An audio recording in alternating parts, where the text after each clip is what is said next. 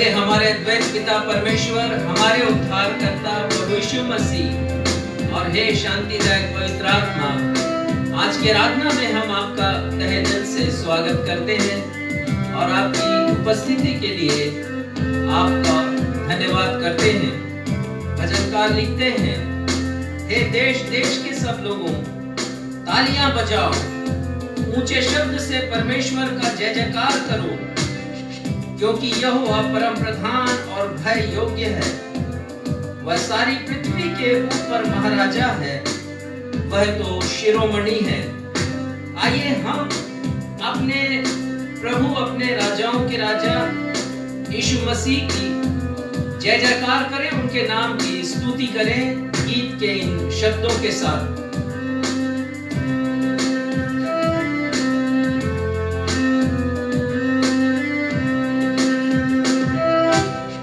तेरे ही नाम की गाते हैं स्तुति, मिलकर सारे स्वर्ग में वो गाते, तू है पवित्र जो था और है और जो आने वाला है।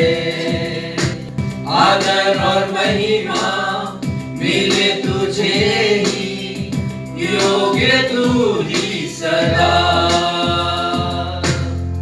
लेकिन प्रभु चाहता तू ये कि मुझ पापी से गाऊंगा मैं तेरे लिए हालेलुया, हालेलुया होशना। गाऊंगा मैं सिर्फ प्रभु तेरे लिए, हालेलुया होशना।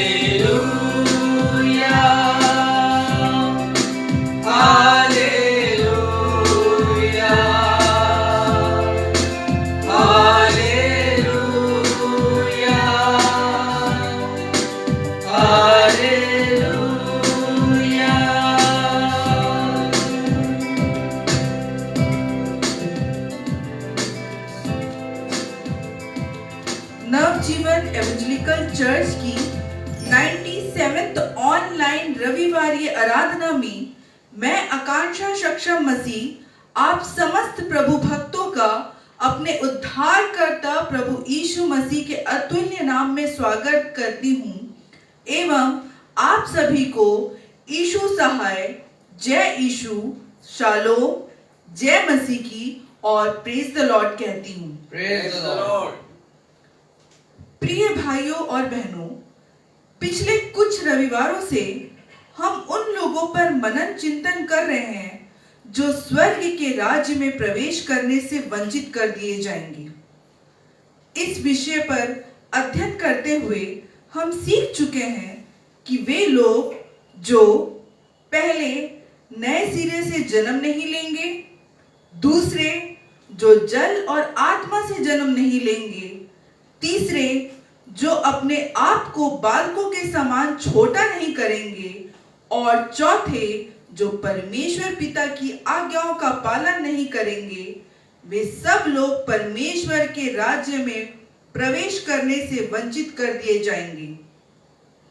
आज हमारे पास्टर साहब आपको 5वें ऐसे धनवान लोगों के विषय में बतलाएंगे जिन्हें स्वर्ग के राज्य में प्रवेश करने से वंचित कर दिया जाएगा। आज प्रभु के भोज की सहभागिता भी प्रदान की जाएगी, अतः कृपया आराधना के अंतिम भाग तक हमारे साथ बने रहिएगा। आइए हम सब मिलकर एक गीत गाएं जिसके शब्द हैं, आवाज उठाएंगे, हम साज बजाएंगे, है यीशु महान अपना, यह गीत सुनाएंगे।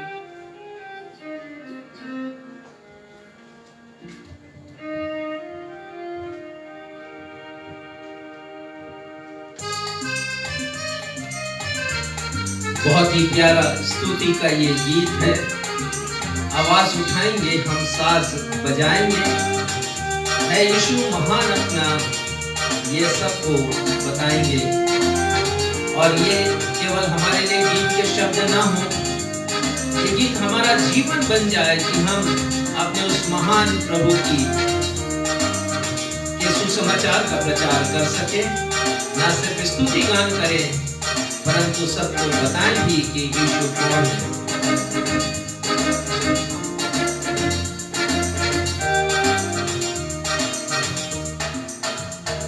आवाज उठाएंगे, हम साथ बजाएंगे, है यीशु महान अपना,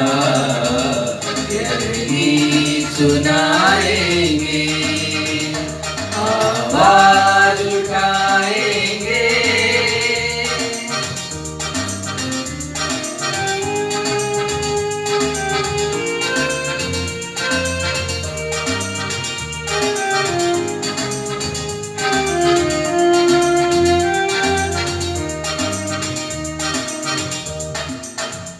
संसार की सुंदरता में यह रूप जो तेरा ही, इन चांद सितारों में है आज तो तेरा ही।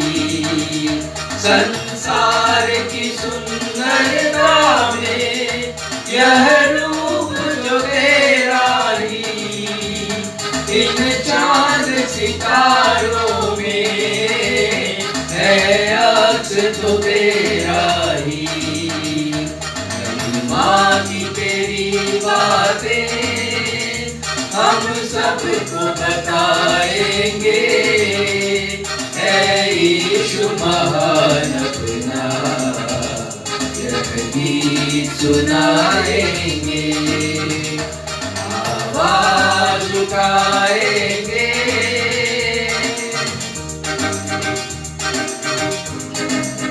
हमारे परमेश्वर पिता का दिल खजाना है, गीत का लिखते हैं।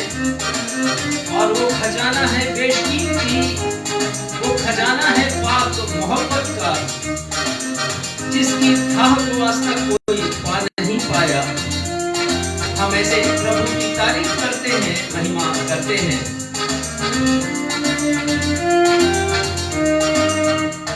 दिल तेरा खजाना है, एक पाक मोहब्बत का, पा न सका कोई, सागर है तो उल्फत का। दिल तेरा खजाना है, एक पाक मोहब्बत का, पा न सका कोई, सागर है तो उल्फत का। हम तेरी मोहब्बत से दिल अपना सजाएंगे, है यीशु महान अपना, गीत सुनाएंगे। आवाज उठाएंगे,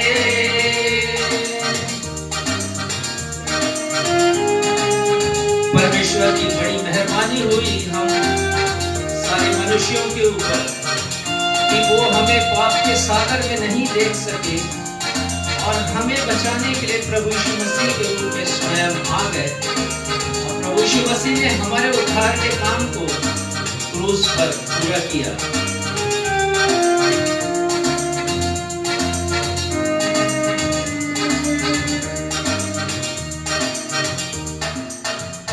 ना देख सका हमको तू पाप के सागर में, और बन के मनुष्य आया आकाश से सागर में।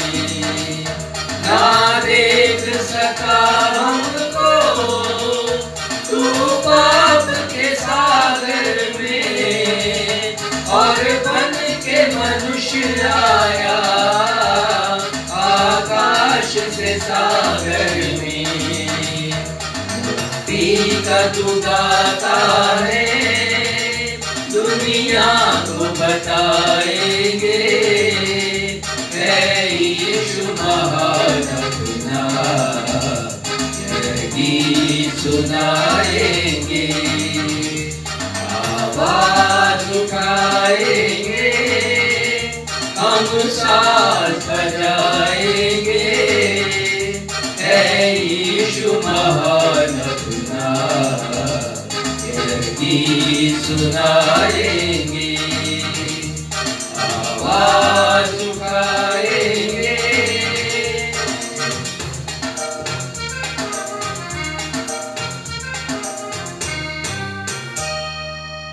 उत्तरवादी पाठ के लिए हम निकाल लेंगे भजन संहिता 49 पद 1 से 11, उसके पश्चात 16 से 20, जिसे पढ़ने में अगुवाई सक्षम मसीह करेंगे।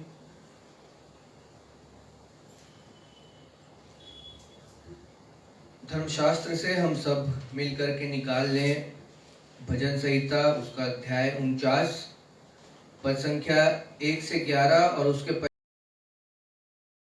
पश्चात 16 से 20। और जैसा कि हमारा दस्तूर रहा है, हम इन आयतों को हम उत्तरवादी की रीति से पढ़ लेंगे।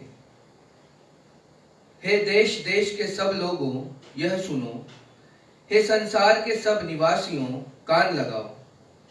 क्या ऊंच क्या नीच, क्या धनी क्या दरिद्र, कान लगाओ। मेरे मुंह से बुद्धि की बातें निकलेंगी और मेरे हृदय की बातें समझ की होंगी। मैं नीति वचन की ओर अपना कान लगाऊंगा, मैं वीणा बजाते हुए अपनी गुप्त बात प्रकाशित करूंगा। विपत्ति के दिनों में जब मैं अड़ंगा मारने वालों की बुराइयों से घिरूं, तब मैं क्यों डरूं?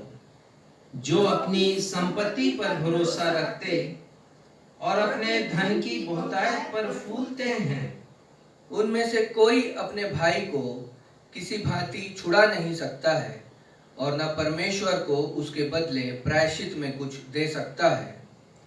क्योंकि उनके प्राण की छुड़ौती भारी है, वह अंत तक कभी नहीं चुका सकेंगे। कोई ऐसा नहीं जो सदैव जीवित रहे और कब्र को न देखे। क्योंकि देखने में आता है कि बुद्धिमान भी मरते हैं और मूर्ख और पशु सरीखे मनुष्य भी दोनों नाश होते हैं और अपनी संपत्ति औरों के लिए छोड़ जाते हैं। वे मन ही मन यह सोचते हैं कि उनका घर सदा स्थिर रहेगा और उनके निवास पीढ़ी से पीढ़ी तक बने रहेंगे। इसलिए वे अपनी अपनी भूमि का नाम अपने अपने नाम पर रखते हैं। जब कोई धनी हो जाए और उसके घर का वैभव बढ़ जाए, तब तू भय ना खाना, क्योंकि वह मरकर कुछ भी साथ न ले जाएगा, न उसका वैभव उसके साथ कब्र में जाएगा। चाहे वह जीते जी अपने आप को धन्य कहता रहे, जब तू अपनी भलाई करता है, तब वे लोग तेरी प्रशंसा करते हैं। तो भी वह अपने पुरखाओं के समाज में मिलाया जाएगा, जो कभी उजियाला न देखेंगे। मनुष्य चाहे प्रतिष्ठित भी हों, परंतु यदि वे समझ नहीं रखते, तो वे पशुओं के समान हैं जो मर मिटते हैं। यह सत्य और जीवित परमेश्वर का सत्य और जीवित वचन है। परमेश्वर पिता अपने इस वचन के पढ़े जाने, सुने जाने और समझे जाने पे हम में से हर एक को अपनी बहुतायत की आशीषों से परिपूर्ण करें। हम सब कहें आमीन। आमीन।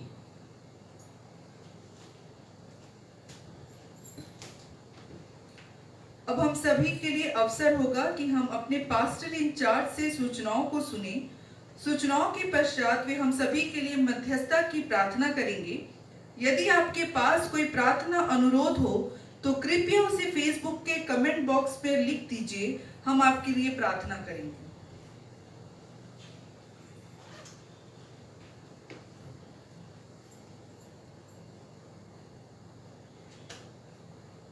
नवजीवन इवेंजलिकल चर्च की 97वीं ऑनलाइन आराधना में अर्थात 97th ऑनलाइन आराधना में आप सभी का मैं स्वागत करता हूं और आप सभी को अपने प्रभु यीशु मसीह के नाम में सलाम कहता हूं। सलाम।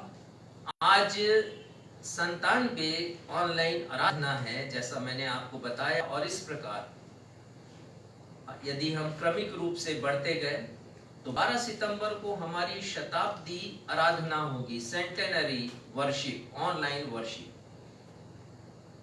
एक शतक आराधना एवं संदेश हमने अभी तक आप सभी की सेवा में प्रभु की महिमा के लिए संपन्न किया है और अपनी इस उपलब्धि के लिए हम हर बार परमेश्वर को धन्यवाद देते हैं। आज प्रभु के मेज की सहभागिता समस्त बपतिस्मा प्राप्त लोगों को प्रदान किया जाएगा और मैं उम्मीद करता हूं कि आपने हर बार के समान इस बार भी प्रभु भोज के एलिमेंट्स को अर्थात रोटी को और दाखरस को बना लिया होगा। कृपया आप प्रभु भोज के समय निर्देशों का पालन करें और आपको स्टेप बाय स्टेप निर्देश दिए जाएंगे, एक के बाद एक निर्देश, और आप प्रभु की मेज की सहभागिता को, होली कम्युनियन को प्राप्त करें। धन्यवाद के विषय हैं, हम पिछले कुछ समय से वर्षा के लिए प्रार्थना कर रहे थे। जैसा मैंने आपको बतलाया था कि यदि कहीं पर वर्षा है तो बहुत ज़्यादा वर्षा है और यदि नहीं है तो नहीं है, बिल्कुल नहीं है। हम धन्यवाद देते हैं परमेश्वर पिता को कि उन्होंने उचित समय पर वर्षा भेजी। हमारा जो मुख्य कंसर्न होता है, चिंता होती है, वो छोटे किसानों के लिए है, छोटे मजदूरों के लिए है, जिनकी पूरी आजीविका वर्षा के ऊपर निर्भर करती है और परमेश्वर भी उनसे ताल्लुक रखते हैं। जैसा हमने पढ़ लिया निर्गमन की किताब 3 अध्याय में, वो लोगों की कराह को सुनते हैं, उनकी पीड़ा की तरफ दृष्टि लगाते हैं, उनके आंसुओं को वो देखते हैं। धन्यवाद के विषय हैं आकांक्षा, सक्षम और राहुल, और उनके प्रोटीन जोन की शॉप से धन्यवादी भेंट प्राप्त हुई है। हम परमेश्वर पिता को हृदय से धन्यवाद देते हैं और उनके प्रोटीन शॉप के और उन्नति के लिए प्रार्थना करते हैं। बेटी आयशा राज ने जॉब मिलने की खुशी में धन्यवादी भेंट अर्पित की है। परमेश्वर पिता को हम अपनी उस बेटी के लिए धन्यवाद देते हैं और प्रार्थना करते हैं कि परमेश्वर पिता उसके जीवन के लिए जो भी योजना है उसे वो पूरी करे और नौकरी में भी तरक्की दे। हम बेटी अनीशा लवली मसीह के लिए भी धन्यवाद देते हैं, जिन्होंने अपनी जन्मदिन की खुशी में धन्यवादी भेंट अर्पित की है। परमेश्वर पिता हमारे इस बेटी के ऊपर भी अपना अनुग्रह बना करके रखे और उसके भविष्य के लिए जो योजना उन्होंने बनाई है उसे वो पूरा करें। धन्यवाद देते हैं भाई राजकुमार कांत के लिए, जो प्रति माह बिना चूक के अपनी प्रतिज्ञा भेंट अर्पित करते हैं। यद्यपि उनके पास कोई रोजगार नहीं है, परंतु जो कुछ भी उन्हें अपने बेटों से प्राप्त होता है प्रभु की महिमा के लिए देते हैं। परमेश्वर पिता उन्हें अपनी अपरंपार आशीषों से परिपूर्ण करे और उन्हें स्वस्थ जीवन प्रदान करे, और साथ ही उनके हाथों में जो रक्त का संचार नहीं है, पिछले समय लकवाग्रस्त होने के कारण, तो उस संचार को भी परमेश्वर पिता बना कर रखें। धन्यवाद देते हैं अपनी बहन श्रीमती शालिनी राव के लिए, जिनके लिए हम प्रार्थनाएं कर रहे थे और जिनकी बायोप्सी गई थी जांच के लिए। वो बहुत खुश है इस बात के लिए कि बायोप्सी की जांच नॉर्मल आई है, नेगेटिव आई है, और उन्हें कोई भी ऐसी तकलीफ नहीं है जो उनके स्वास्थ्य के लिए हानिकारक हो, और इस बात के लिए हम परमेश्वर पिता को धन्यवाद देते हैं। हम धन्यवाद देते हैं पास्टर यादराम की बेटी जयंती और उनके 7 माह बालक के लिए। हमने प्रार्थनाएं की थी और सूचना मिली कि दोनों स्वस्थ हैं और अच्छे हैं और स्वास्थ्य लाभ कर रहे हैं। परमेश्वर पिता को हम धन्यवाद देते हैं। प्रार्थना अनुरोध इस प्रकार से हैं। भाई द्वारका पटेल ने दर्द से भरा एक पत्र भेजा है, जिसमें उन्होंने बयान किया कि उनका एक्सीडेंट हुआ, एक्सीडेंट के पश्चात 2 ऑपरेशन हुए और दूसरे ऑपरेशन के बाद उनका घाव पक गया है, जिससे उन्हें बहुत तकलीफ है। और दूसरी तकलीफ ये हो गई कि उन्हें पाइल्स की भी शिकायत हो गई है। उन्होंने लिखा कि उनकी पत्नी पैरालाइज्ड हैं और दोनों लड़के सिकलिन पॉजिटिव है। तो ये उनका पूरा परिवार इस समय बड़े यातना और पीड़ा से होकर के गुजर रहा है और हम इस परिवार पर परमेश्वर की दया की प्रार्थना करते हैं। परमेश्वर कृपा करें और परिवार में अपनी चंगाई भेजें, अपने आश्चर्य कर्म को करें। मैं तो जानता भी नहीं इस भाई को, परंतु मेरा भी हृदय बहुत दर्द से भर गया जब मैंने उनके इस पत्र को पढ़ा है और मैं अपने आप को उनकी जगह पर रखकर उनके दर्द का एहसास करता हूँ। उन्होंने लिखा कि इलाज कराते कराते उनकी आर्थिक स्थिति दयनीय हो गई है। हम प्रार्थना करें कि परमेश्वर पिता उस भाई के लिए, उनके परिवार के लिए कोई उपाय निकाले ताकि उस भाई के परिवार में फिर से हंसी खुशी आनंद का माहौल बन सके। एक बहन, उनका नाम नहीं लूंगा, वो गर्भ से हैं और उनका स्वास्थ्य खराब हुआ तो जांच हुई तो पता चला कि वो HIV पॉजिटिव हैं। उनके पति की जांच हुई तो पता चला वो भी HIV पॉजिटिव हैं। तो ये अंदाज लगाना आसान है कि उनका बेटा भी, जो शिशु उनके गर्भ में पल रहा है, वो भी HIV पॉजिटिव होगा। हम प्रार्थना करते हैं अपने इस बहन के लिए कि परमेश्वर पिता इस बहन के जीवन पर अपने आश्चर्य कर्म को प्रकट करे और इस बहन को आने वाले हर एक खतरे से बचाए और जो चिकित्सा की जाती है उसका लाभ उन्हें और गर्भ में पलने वाले बच्चे को मिल सके। हम प्रार्थना करते हैं भाई सत्येंद्र के लिए, और उन्होंने लिखा कि उनके ऊपर दुष्ट आत्मा की शक्ति हावी होती है, वो असहाय हो जाते हैं और अपने आप को कमजोर महसूस कर रहे हैं। हम परमेश्वर पिता से दुष्ट आत्मा की हर एक नकारात्मक शक्तियों को के नष्ट होने की प्रार्थना करते हैं प्रभु यीशु मसीह के नाम में, और उनके अच्छे स्वास्थ्य के लिए परमेश्वर से विनती करते हैं। भाई प्रदीप और भूखन लाल ने अनुरोध किया है कि वे प्रभु के ज्ञान और अनुभव में आगे बढ़ना चाहते हैं। प्रभु इनकी सहायता करें और ये परमेश्वर पिता को और अच्छी तरह से जान सके। उनके प्रेम को, जैसा भी हमने गीत गाया कि उनका प्रेम बड़ा अद्भुत है और सागर से भी गहरा है, कोई था नहीं पाया परमेश्वर के प्रेम का, और उस प्रेम को वो अनुभव कर सके और उसके ज्ञान में आगे बढ़ सके। एक परिवार की बेटी, और उनका नाम मैं नहीं लूंगा, उनको अकारण दूसरे पक्ष के द्वारा जिनके साथ उनका विवाह तय हुआ था सताया जा रहा है, और हम प्रार्थना करते हैं परमेश्वर पिता से कि परमेश्वर पिता अपना न्याय प्रकट करें और झूठे आरोप जो लगाए गए हैं, परमेश्वर पिता उस झूठे आरोप को जो लगाए गए हैं उसे वो दूर करें और बेटी का जो इज्जत है, उसकी मान मर्यादा है, उसे वो प्रभु बना करके रखें।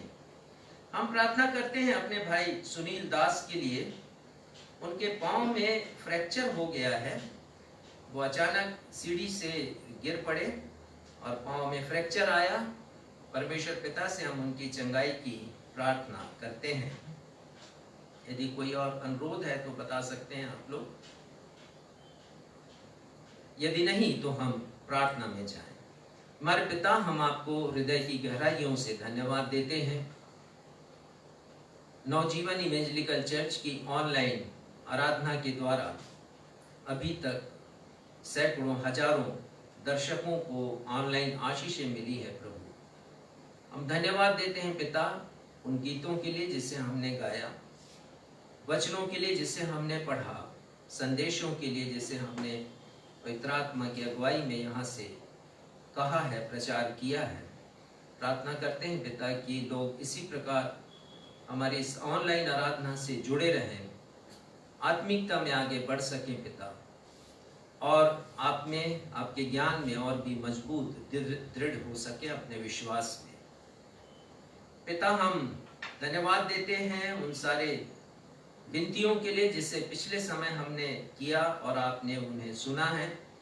हर एक उन लोगों के लिए धन्यवाद देते हैं जिन्होंने अपनी विशेष भेंटें अर्पित की हैं आपके राज्य की महिमा के लिए। उनमें से हर एक के साथ हों और अपनी आशीष उन्हें प्रदान करें। पिता, हम धन्यवाद देते हैं उन सभी लोगों के लिए जिन्हें चंगाइयाँ मिली हैं।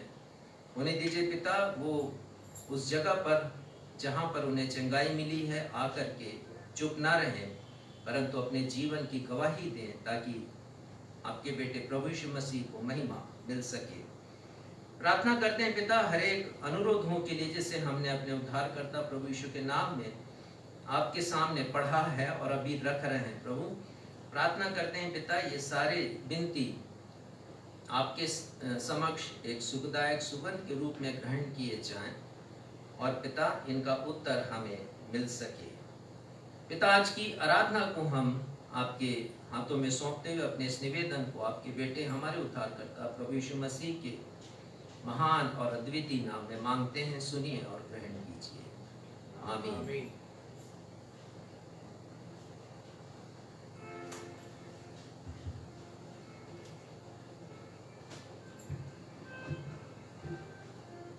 प्रभु भोज की पवित्र विधि में शामिल होने से पहले आइए हम अपने मनों को तैयार करने प्रभु यीशु मसीह की प्रशंसा में एक गीत गाएं, जिसके शब्द हैं, यीशु ने अपना खून बहाकर मुझे बचा लिया, क्यों मैं ना गाऊं गीत उसके, मुझे बचा लिया।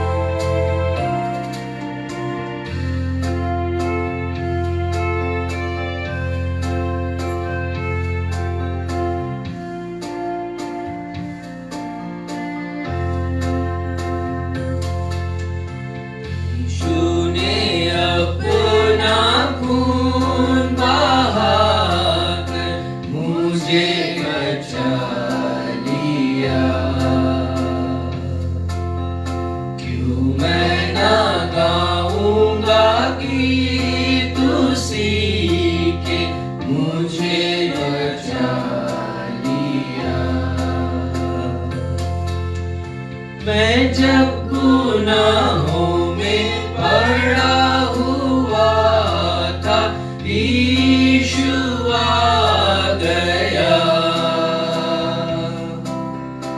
उसके मारे जाने से मैं जीवन भी पा गया। मैं जब गुनाहों में पड़ा हुआ था, यीशु आ गया, उसी के मारे जाने से मैं जीवन भी पा गया। लिए गाऊंगा मुझे बचा लिया, यीशु ने अपना खून बहा के मुझे बचा लिया।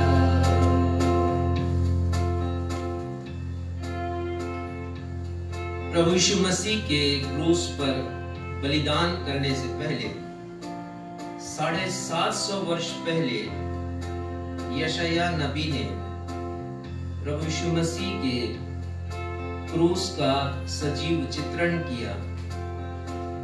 क्रूस पर लहू बहाते हुए प्रभु यीशु मसीह का उन्होंने ऐसा वर्णन किया है जैसे साक्षात प्रभु यीशु मसीह को उनकी आंखों के सामने क्रूस पर लटकाया गया। वो लिखते हैं यशायाह 53 अध्याय के 3 पद में, वह तुच्छ जाना जाता और मनुष्यों का त्यागा हुआ था, वह दुखी पुरुष था, रोग से उसकी जान पहचान थी, लोग उससे मुख फेर लेते थे, वह तुच्छ जाना गया और हमने उसका मूल्य न जाना। मैं फिर से रिपीट करूंगा, हमने उसका मूल्य नहीं जाना। और ये सत्य है। बहुत बार हम अपना समर्पण प्रभु यीशु मसीह के सामने करते हैं, कहते हैं कि प्रभु मेरा जीवन आपका जीवन है, मैंने अपना जीवन आपको दिया है, आप मेरे जीवन के स्वामी हैं।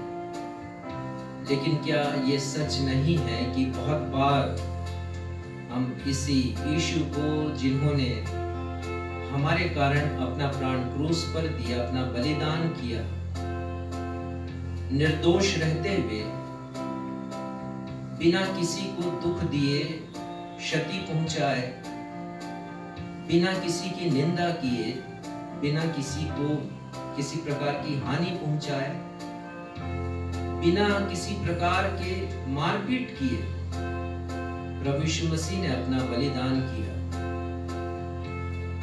हम इसी यीशु को अपने कार्यों के द्वारा कभी कभी तुच्छ ठहराते हैं। हम उनके मूल्य को नहीं जानते। जो उपकार उन्होंने मेरी और आपकी जिंदगी के लिए किया है वो अवर्णनीय है, उसका कोई मूल्य नहीं है। जो लहू उन्होंने क्रूस पर बहाया है वो बेशकीमती लहू है। जिस देह को उन्होंने दिया है क्रूस पर कि वो छलनी किया जाए, वो पवित्र देह है। आज जब हम प्रभु की मेज के पास आए हैं, प्रभु की मेज की सहभागिता को प्राप्त करने के लिए, तो हम मनन करें,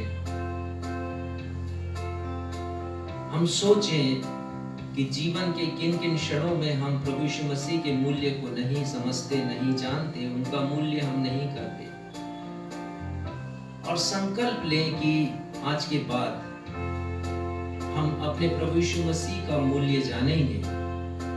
वो बेशकीमती तोहफा है मानव जाति के लिए, परमेश्वर पिता की ओर से एक उपहार है वो, जिसका कोई मूल्य नहीं है।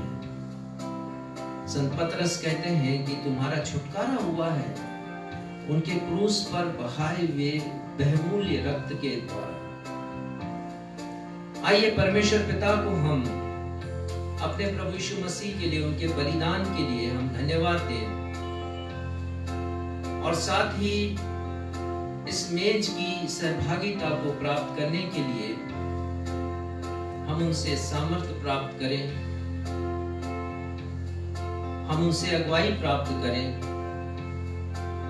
और इस मेज को हम परमेश्वर पिता के हाथों में सौंप दें कि ये प्रभु यीशु की मेज बन जाए और हम सब इसके सहभागी हो जाएं। हे हमारे पिता, हम आपके समीप आते हैं प्रभु, धन्यवाद देते हैं हृदय की गहराइयों से उस बेशकीमती तोहफे के लिए जिसे आपने प्रभु यीशु मसीह के रूप में मानव जाति को दिया।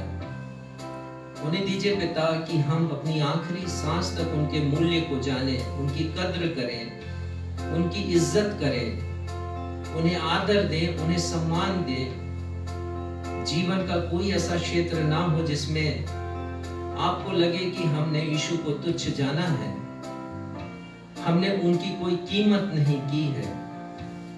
पिता, ऐसी तौफीक हमें बख्शते हैं। प्रार्थना करते हैं पिता, जब इस मेज की सहभागिता को प्राप्त करते हैं, हम सबों के लिए ये प्रभु यीशु की मेज हो सके। वह मेज जिसमें उन्होंने नई वाचा अपने शिष्यों को दी, वो वाचा प्रेम की वाचा है, जिसे उन्होंने क्रूस पर लहू बहाकर मजबूत किया, दृढ़ किया है, और जिसकी शक्ति अपरंपार है जो हमें आकर्षित करती है। पिता, जब हम इस मेज के पास आए हैं, केवल औपचारिकता ना निभाएं, लेकिन हम सीखें कि हमें प्रभु यीशु मसीह का मूल्य जानना है और उनका मूल्य करना है। प्रार्थना करते हैं पिता, जब हम इस मेज की सहभागिता को प्राप्त करते हैं तो ये रोटी प्रभु यीशु मसीह की देह हो और ये दाखरस प्रभु यीशु मसीह का रक्त हो। और इस अनुष्ठान के लिए, इस पवित्र प्रभु भोज की ब्यारी के लिए हम इस रोटी को और इस दाखरस को सांसारिक वस्तुओं से पृथक करते हैं। पिता, हम अपनी इस प्रार्थना को आपके बेटे हमारे उद्धारकर्ता प्रभु यीशु के नाम से मांगते हैं। सुनिए और ग्रहण कीजिए।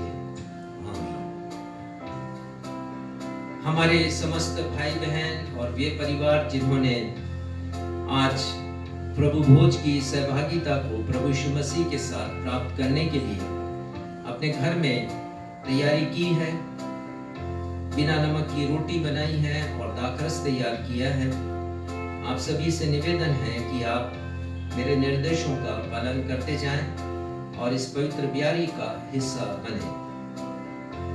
आपने जिस वस्त्र से अपने पात्र को ढांका है उसे आप हटा लीजिए, और जिस पात्र से आपने दाखरस को, रोटी को ढांका है उसे भी हटा लीजिए। घर के हाथों में, घर के मुखिया के हाथों में रोटी हो और वो तोड़ें, सबको दें, बाद में स्वयं ग्रहण करें, और जब उस रोटी को ग्रहण करें तो प्रभु को धन्यवाद दें। आइए इस विधि को हम सब मिलकर पूरा करें।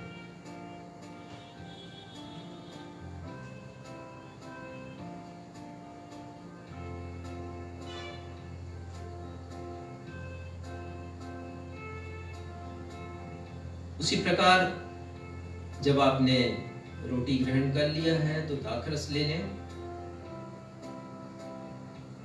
ये दाखरस साधारण नहीं है, प्रभु यीशु मसीह के रक्त का प्रतीक है, और ये इस बात का प्रतीक है कि प्रभु यीशु मसीह के क्रूस पर बहाए लहू के द्वारा आपको आपके पापों से क्षमा मिलती है और आपको मुक्ति मिलती है। इस दाखरस को धन्यवाद के साथ आप सब ग्रहण करें।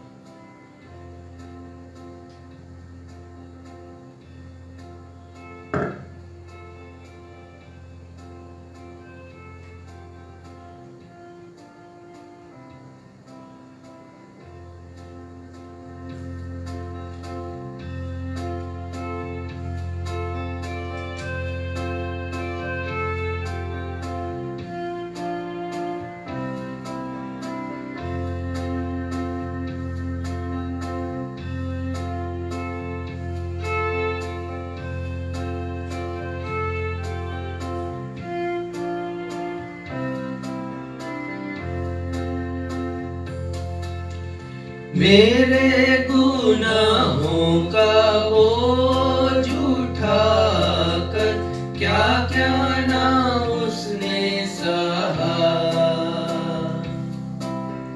मेरे गुनाहों को माफ कराने खून भी उसका बहा।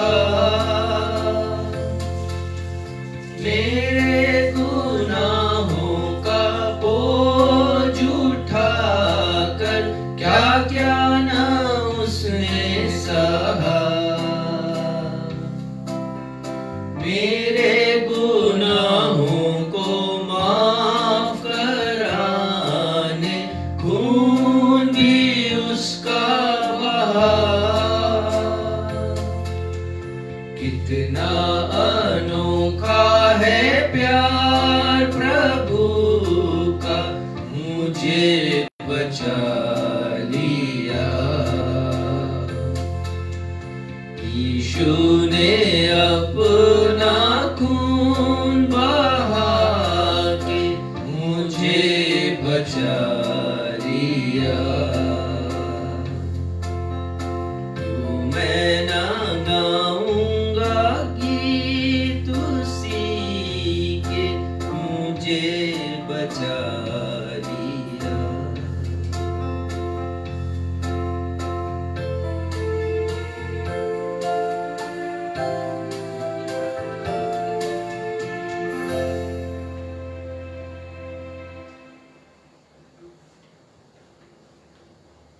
आइए हम सब मिलकर परमेश्वर पिता को धन्यवाद दें और उसके पश्चात हम सब मिलकर के प्रेरितों का विश्वास वचन कहेंगे। पृष्ठ संख्या 1, 2, 3 में ये आपको मिलेगा और उसके पश्चात हम सब प्रभु की प्रार्थना कहकर प्रभु भोज की इस विधि को समाप्त करेंगे। ये हमारे पिता, हम धन्यवाद देते हैं कि हम बड़े आदर के साथ, सम्मान के साथ आपके वचन में दी गई बातों को सुनकर और संकल्प लेकर के हमने इस प्रभु भोज की विधि को पूरा किया है।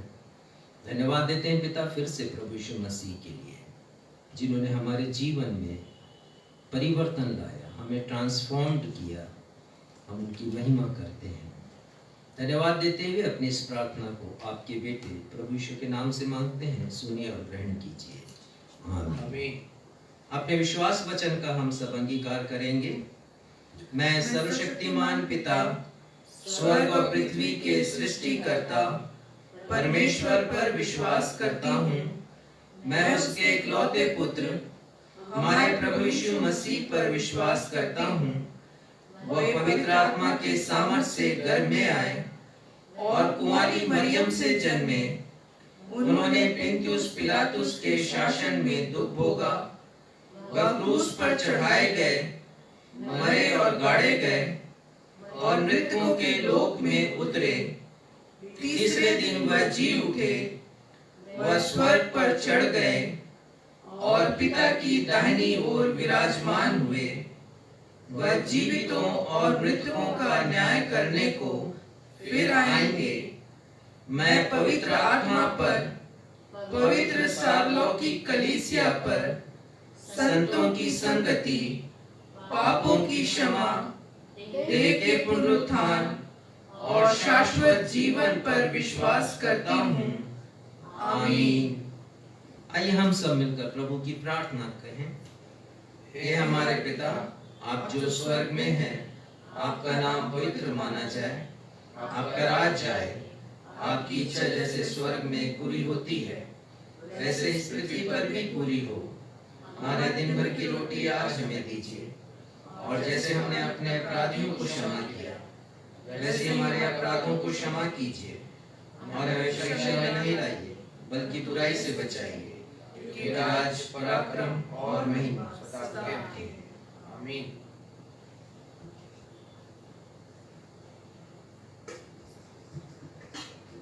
आइए हम सब अपनी अपनी भेंटों एवं धन्यवादी भेंटों को अर्पित करें। इस समय हम सब मिलकर एक गीत गा लेंगे जिसके शब्द हैं, परम पिता की हम स्तुति गाएं, वही है जो बचाता है हमें।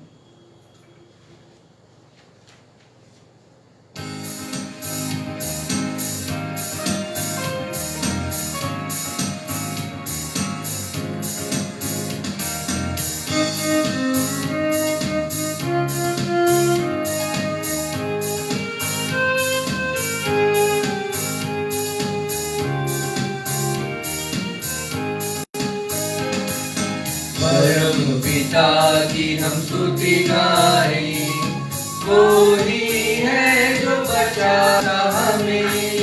परम पिता की हम स्तुति गाएं, वो ही है जो बचाता हमें। सारे पापों को करता क्षमा, सारे रोगों को करता चंगा। परम पिता की हम स्तुति गाएं, वो ही है जो बचाता हमें।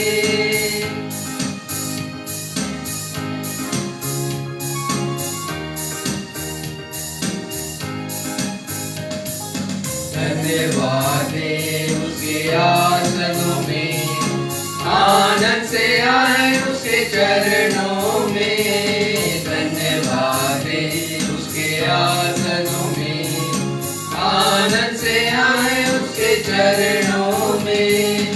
संगीत गाकर खुशी से मुक्ति की चट्टान को जय करें। परम पिता की हम स्तुति गाएं, वो ही है जो बचाता हमें। भेंटों के लिए की प्रार्थना मिसेस रानी थॉमसन करेंगी।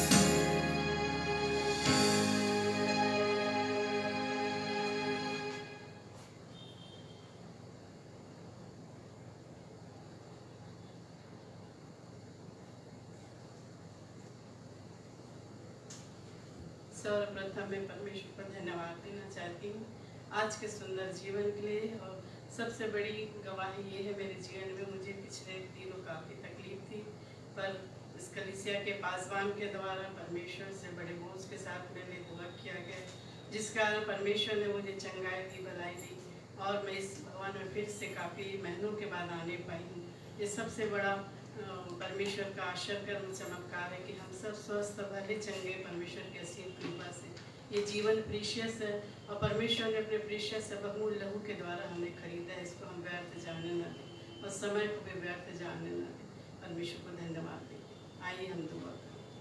धन्यवाद सामर्थी और प्रेमी पिता परमेश्वर, प्रभु यीशु मसीह के नाम से हम आपके पवित्र चरणों में आते हैं। आपको धन्यवाद, आदर और महिमा देते हैं प्रभु जी, क्योंकि आप स्तुति प्रशंसा के योग्य हैं प्रभु जी। हम तुच्छ निकम्मे, हमें तो कोई खूबी नहीं है प्रभु जी, लेकिन हमें आपने खरीदा है प्रभु जी, अपने बहुमूल्य लहू के द्वारा भी हमने सीखा प्रभु जी। सच में प्रभु जी आप हमारे अद्भुत और अगापे प्रेम करने वाले परमेश्वर हैं। इंसान नहीं है प्रभु जी, लेकिन आप परमेश्वर जिन्होंने क्रूस पर अपने आप को बलिदान करके हमको खरीद दिया प्रभु जी। ये सबसे बड़ा हमारे लिए मिरेकल है प्रभु जी जीवन के लिए। आप परमेश्वर धन्यवाद देते हैं हम सबों के लिए। हम स्वस्थ भले चंगे हैं और इस कलीसिया में फिर से उपस्थित है प्रभु जी। विशेष भेंट की नजर भेंटों के लिए आपको धन्यवाद देते हैं, जिन्होंने अपनी बढ़ती से अपनी बढ़ती से प्रभु जी आपको दिया। ये सब आपका ही दिया हुआ प्रभु जी, हमें तो कुछ भी नहीं है जो आपको दे सके। हम अपना समय, अपना जीवन और सब कुछ केवल आपको देने हो सके प्रभु जी। इस भेंटों को लीजिए और ग्रहण करिए और आपके सब भले और अच्छे कार्यों में खर्च हो सके प्रभु जी। सब बातों के लिए आपका धन्यवाद के साथ यीशु के पवित्र मीठे नाम से मांगते हैं, आमीन। आमीन।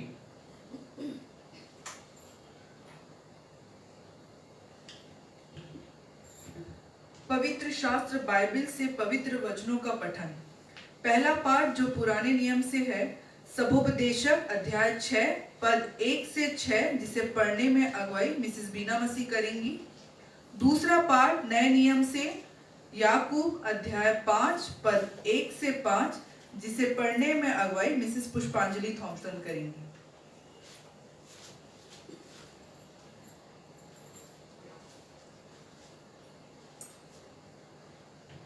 आप सबों को प्रभु यीशु मसीह में जय मसीह की जय मसीह। मैं आपके समक्ष पुराने नियम से पढ़ लूंगी। सबोपदेशक अध्याय 6 पद 1 से 6 तक। यहाँ पर इस प्रकार लिखा है, एक बुराई जो मैंने धरती पर देखी है वह मनुष्यों को बहुत भारी लगती है। किसी मनुष्य को परमेश्वर धन संपत्ति और प्रतिष्ठा यहाँ तक देता है कि जो कुछ उसका मन चाहता है उसे उसकी कुछ भी घटी नहीं होती, तो भी परमेश्वर उसको उसमें से खाने नहीं देता, कोई दूसरा ही उसे खाता है। यह व्यर्थ और भयानक दुख है। यदि किसी पुरुष के 100 पुत्र हों और वह बहुत वर्ष जीवित रहे और उसकी आयु बढ़ जाए, परंतु न उसका प्राण प्रसन्न रहे और न उसकी अंतिम क्रिया की जाए, तो मैं कहता हूँ कि ऐसे मनुष्य से अधूरे समय का जन्मा हुआ बच्चा उत्तम है, क्योंकि वह व्यर्थ ही आया और अंधेरे में चला गया और उसका नाम भी अंधेरे में छिप गया और न सूर्य को देखा न किसी चीज को जानने पाया, तो भी उसको उस मनुष्य से अधिक चैन मिला। हाँ, चाहे वह 2000 वर्ष जीवित रहे और कुछ सुख भोगने ना पाए तो उसे क्या सब के सब एक ही स्थान में नहीं जाते। यह परमेश्वर का जीवित सत्य वचन है। परमेश्वर इसके पढ़े सुने जाने पर हम सबों को आशीष प्रदान करें। हम सब कहें आमीन। आमीन।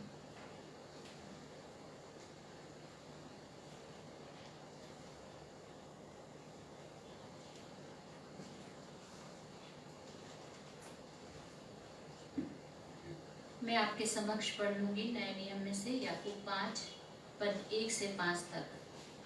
हे धनवानों, सुन तो लो, तुम अपने आने वाले क्लेशों पर चिल्ला चिल्ला कर रो।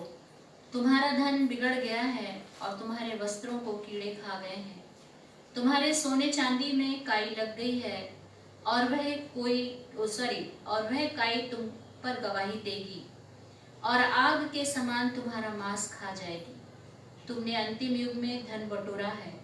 देखो, जिन मजदूरों ने तुम्हारे खेत काटे, उसकी वह मजदूरी जो तुमने धोखा देकर रख ली है चिल्ला रही है, और लवने वालों की दुहाई सेनाओं के प्रभु के कानों तक पहुंच गई है। तुम पृथ्वी पर भोग विलास में लगे रहो और बड़ा ही सुख होगा। तुमने इस वध के दिन के लिए अपने हृदय का पालन पोषण करके उसको मोटा ताजा किया है। यह परमेश्वर का जीवित वचन है। परमेश्वर का धन्यवाद हो। हम सब कहें आमीन। आमीन। सुसमाचार पाठ के लिए हम निकाल लेंगे लूका अध्याय 18 पद 18 से लेकर 30 तक, जिसे पढ़ने में अगुवाई रेवरेंड राजेश मसीह करेंगे।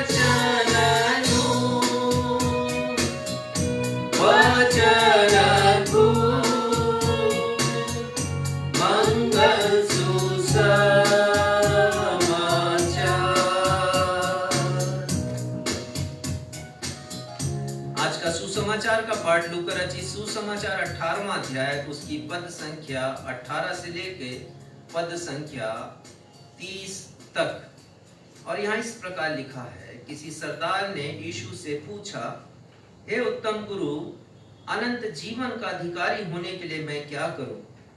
यीशु ने उससे कहा, तू मुझे उत्तम क्यों कहता है?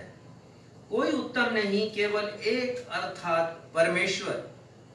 तू आज्ञाओं को तो जानता है कि व्यभिचार नहीं करना, हत्या नहीं करना, चोरी नहीं करना, झूठी गवाही नहीं देना, अपने पिता और अपनी माता का आदर करना।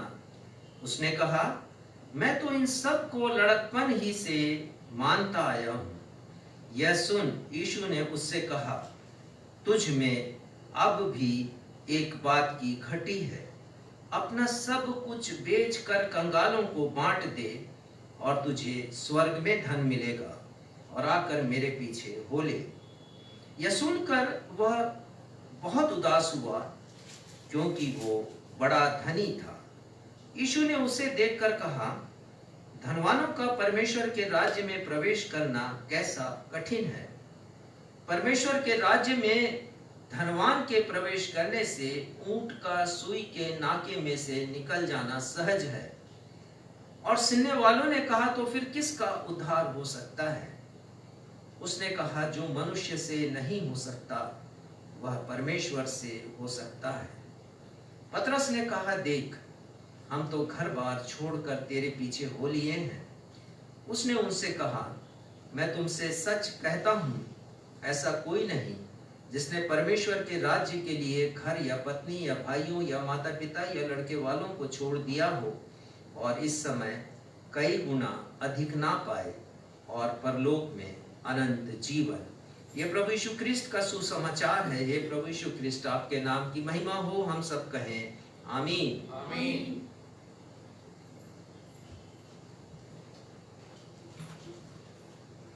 अब हम सभी के लिए सुनहरा अवसर होगा जब हम सप्ताह भर की आत्मिक ऊर्जा प्राप्त करने के लिए रेवरेंड राजेश मसीह से संदेश को सुन सकेंगे। आज के संदेश का विषय है, धनवान परमेश्वर के राज्य में प्रवेश करने से वंचित रहेंगे। Rich person shall be deprived of to enter the kingdom of God।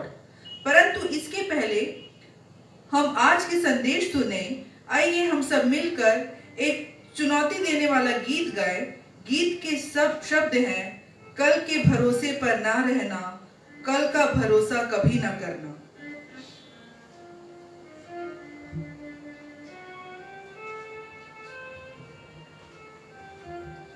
बहुत से लोग बहुत बड़ी बड़ी योजनाएं बनाते हैं, खासकर वे जो कि धनी होते हैं। उन्हें फिक्र नहीं होता कि उनके स्वयं के जीवन का क्या होगा। याकूब कहते हैं कि तुम बड़ी योजनाएं बनाते हो, लेकिन तुम हो ही क्या? तुम तो वाष्प हो, थोड़ी ही देर में उड़ जाओगे। ये गीत कल के भरोसे पर ना रहना, कल का भरोसा कभी ना करना, कल क्या होगा किसी ने न जाना।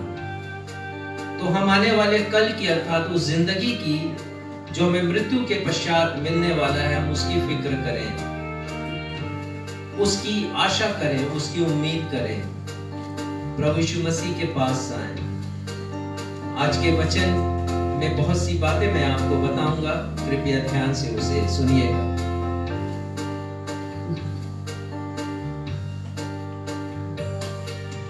कल के भरोसे पर ना रहना, कल का भरोसा कभी ना करना। कल क्या होगा किसी ने न जाना, किसी ने न जाना। कल के भरोसे पर ना रहना।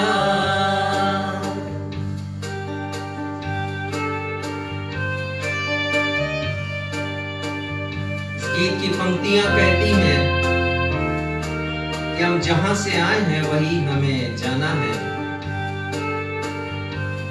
आज के वचन में भी हमने इस बात को जाना है। परमेश्वर ही ये जीवन ओहदे पर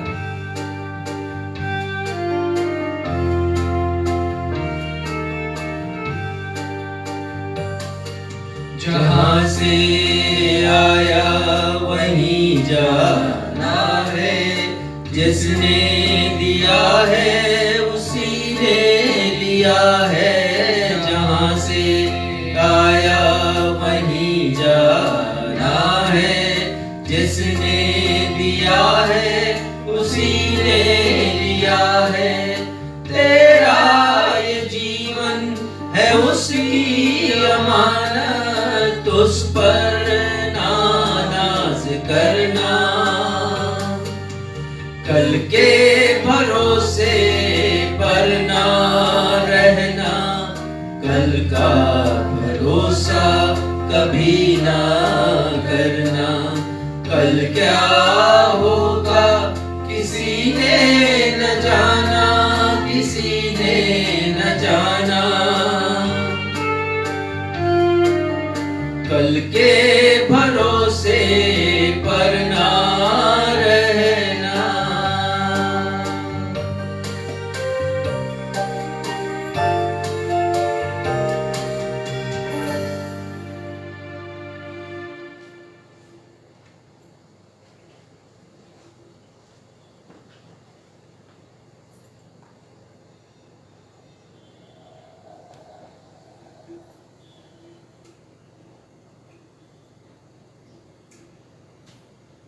वे कौन है जो स्वर्ग के राज्य में प्रवेश करने से वंचित कर दिए जाएंगे? ये प्रमुख विषय है जिसके ऊपर हम मनन कर रहे हैं विगत कुछ रविवारों से। और हमने सीखा था कि विश्व प्रसिद्ध दर्शनीय स्थलों, स्मारकों या थिएटर में या सिनेमा गृहों में या एयरपोर्ट में या रेलवे स्टेशन आदि में यदि हम प्रवेश करना चाहें तो वहां पर प्रवेश देने के अपने अपने नियम हैं और उन नियमों का हमें पालन करना आवश्यक होता है। उसी प्रकार प्रभु यीशु मसीह ने स्वर्ग या परमेश्वर के राज्य में प्रवेश करने के कुछ नियम बताए हैं सुसमाचारों में, और इन नियमों का पालन यदि हम ना करें और चाहें कि स्वर्ग पहुंच जाएं तो हमारे लिए ये नामुमकिन होगा। हम प्रवेश करने से वंचित किए जा सकते हैं। विगत 4 रविवारों से हम मनन चिंतन कर रहे हैं इसी प्रमुख विषय पर, और हमने ये अच्छी तरह समझ लिया कि यदि हमें किंगडम ऑफ गॉड में या परमेश्वर के राज्य में या स्वर्ग के राज्य में प्रवेश करना है तो हमारे पास कुछ योग्यताओं का होना आवश्यक है, और वो आवश्यक, नितांत आवश्यक है। पहली योग्यता नए सिरे से जन्म लेना। हमने इसके ऊपर मनन किया था। यूहन्ना 3:3 में प्रभु यीशु मसीह निकोदेमुस से कहते हैं, यदि तू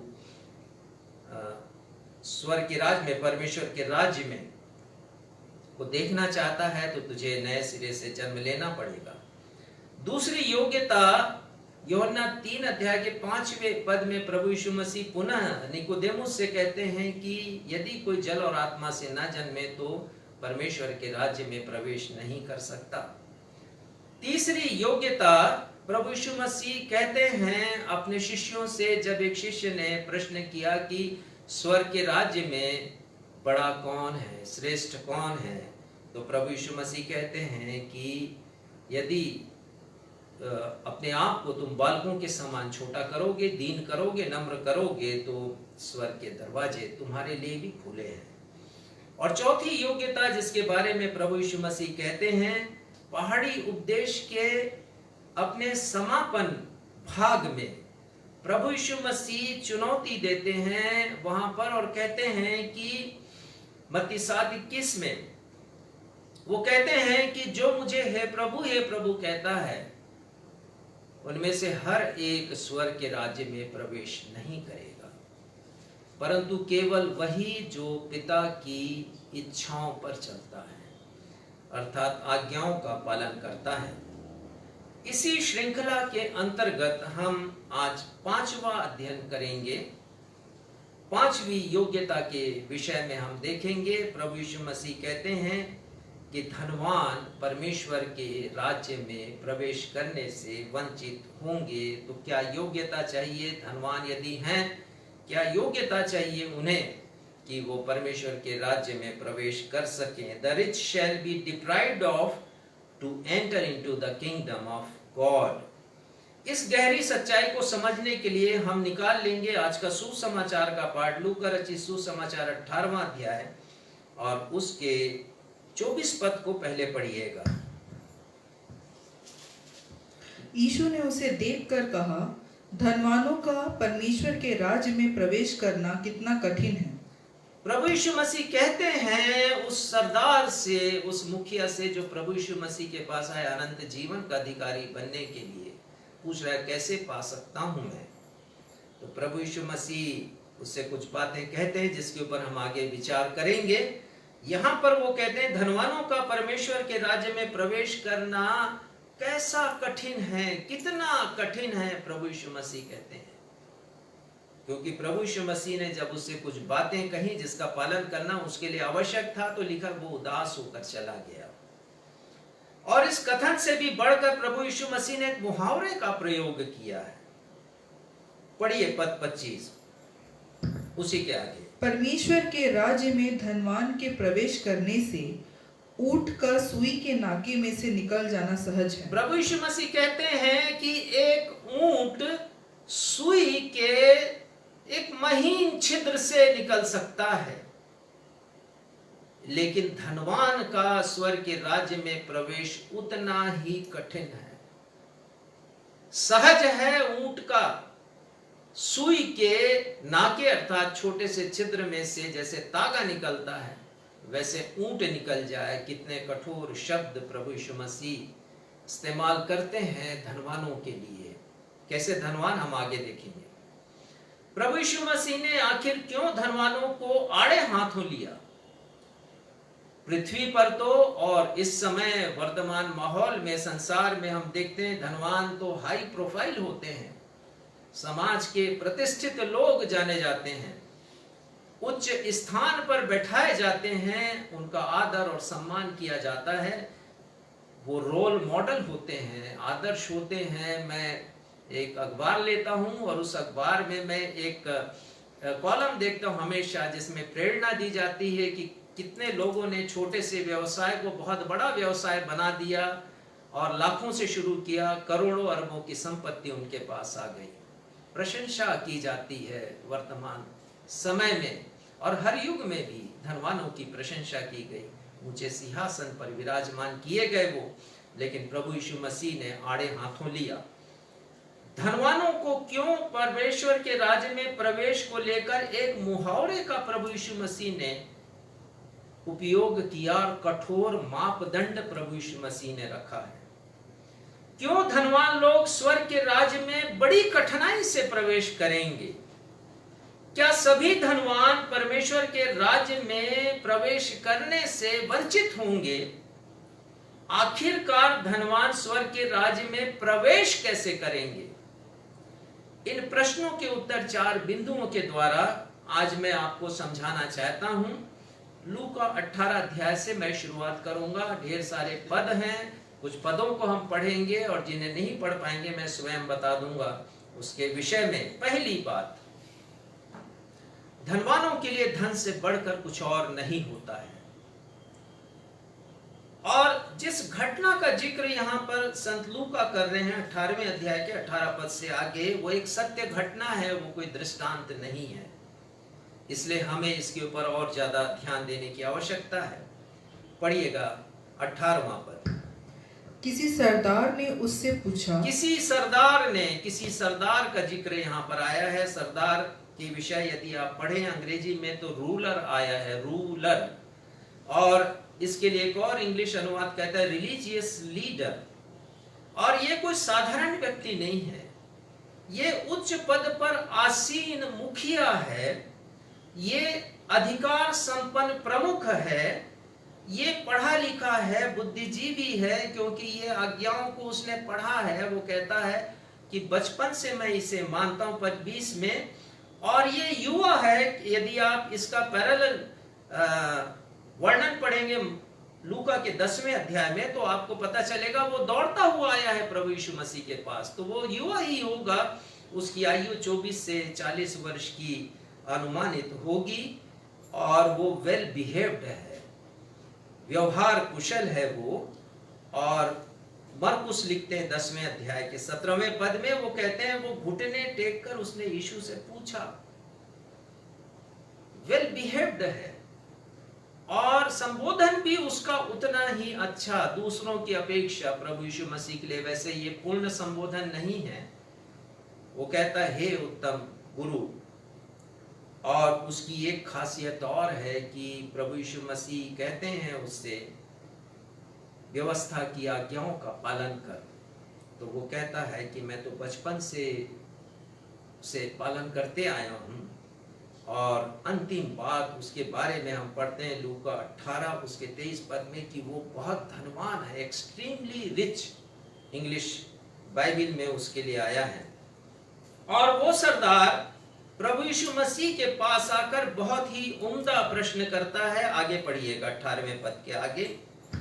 हे उत्तम गुरु, अनंत जीवन का अधिकारी होने के लिए मैं क्या करूं? हाँ, और मत्ती इसका जो पैरेलल है, समानांतर घटना का वर्णन है, मत्ती करते हैं लूक अपने अध्याय 19 में पद 16 में। वो कहता है मैं कौन सा भलाई का कार्य करूं कि अनंत जीवन मुझे मिल सके। दूसरे शब्दों में मैं क्या करूं कि मैं स्वर्ग जाऊं।